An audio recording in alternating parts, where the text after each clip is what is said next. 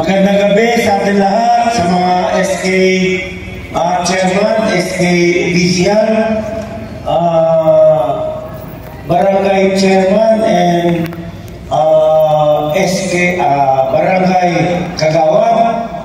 Magandang gabi sa inyo lahat.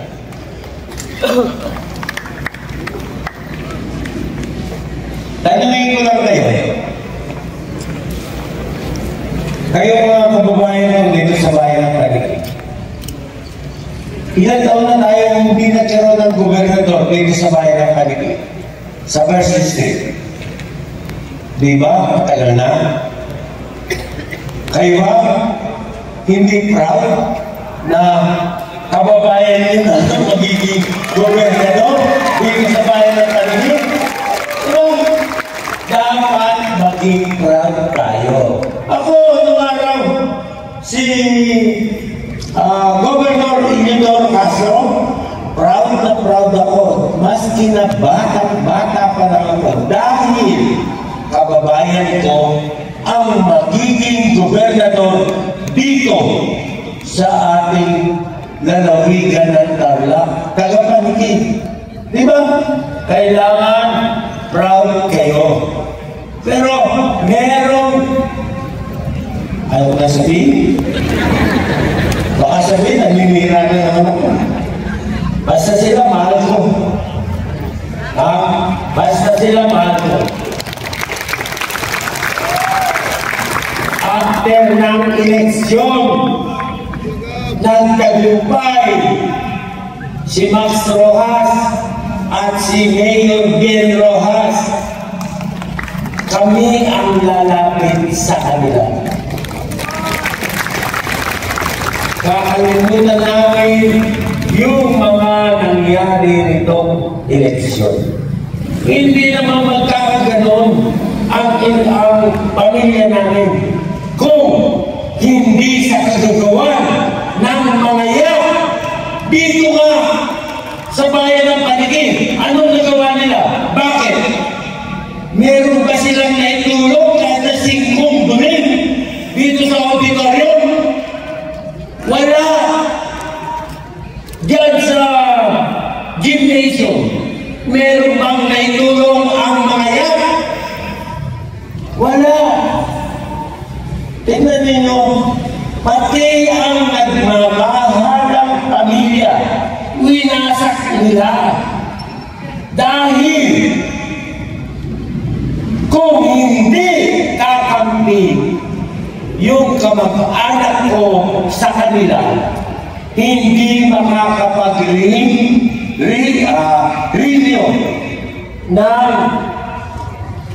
prangkisa ng SPN. Nakita ninyo ang kasamaan ng ugali ng mga yan na yan. Ako, pinagbibintangan nila, magnanakaw daw ako. Ano ang ninakaw ko dito sa munisipyo?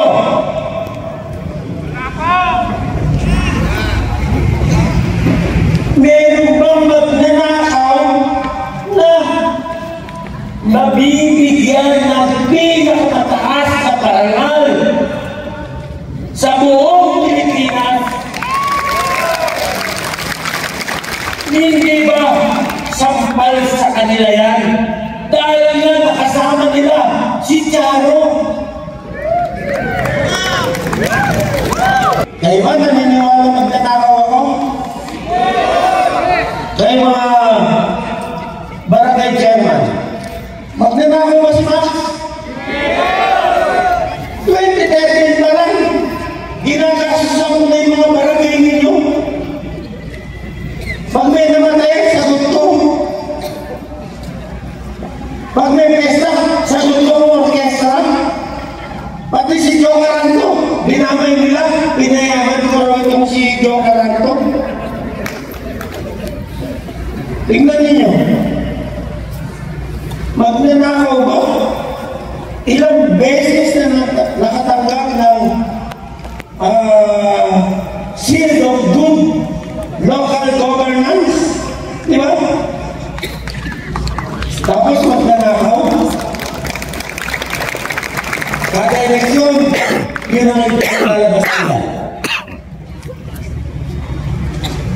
pinasasuggest ko na lamang yun eh. Kung sino talaga ang mga sinungaling. Hindi ko kinakalaban si Bebo. Alam niyo, yung kapatid ko, mabait, matulungin. Pero, ano ang ginawa ng mga yan sa kanya? Nilason ang isip niya. Kaya, dapat mo ba natin ibalik ang mga yan na yan?